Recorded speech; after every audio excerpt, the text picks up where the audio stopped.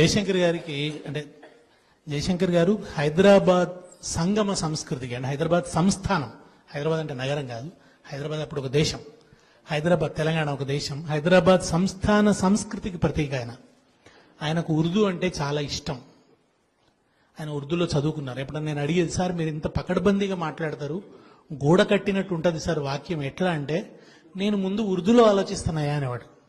నేను ముందు ఉర్దూలో ఆలోచిస్తా, దాని తర్వాత సమానార్థకాల్ని తెలుగులో ప్రయోగిస్తా అని చెప్పేవారు. జంధ్యాల పాపయ్య శాస్త్రి గారని గొప్ప కవి, మహానుభావుడు.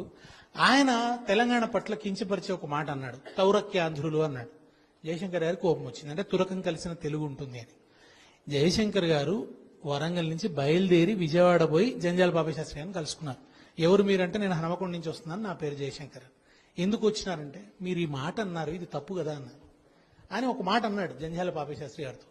మీరు మాట్లాడే తెలుగులో కూడా ఉర్దూ ఉంటుంది, మీ పద్యాల్లో ఉర్దూ ఉంది అని చెప్పినాడు. నా పద్యాల్లో ఉర్దూ ఎక్కడుంది అన్నాడు. వెంటనే 2 పద్యాలు చదివి చెప్పినాడు.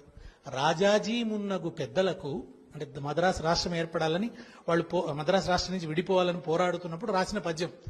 రాజాజీ మున్నగు పెద్దలకు మా రాష్ట్రము పేరంటేనే బేజారెత్తును గుండెలు అని రాసినాడు ఆయన. ఈ బేజార్ అంటే ఏమిటి పాపయ్య శాస్త్రి గారు? బేజార్ అంటే ఉర్దూ అని చెప్పినాడు.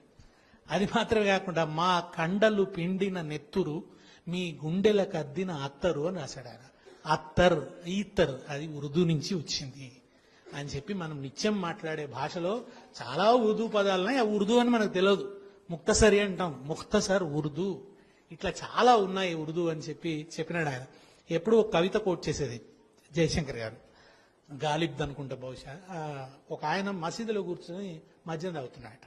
అప్పుడు ఒక మౌలవి వెళ్ళి, ఇక్కడ తాగొద్దు కదా అన్నట్టు. ఎందుకు తాగొద్దు అంటే, ఇక్కడ దేవుడు ఉంటాడు కదా అన్నట్టు. వెంటనే ఆ తాగుబోతూ, నాకు దేవుడు లేని చోటు ఒకటి చూపిస్తావా, అక్కడ పోయి తాగుతానన్నట్టు.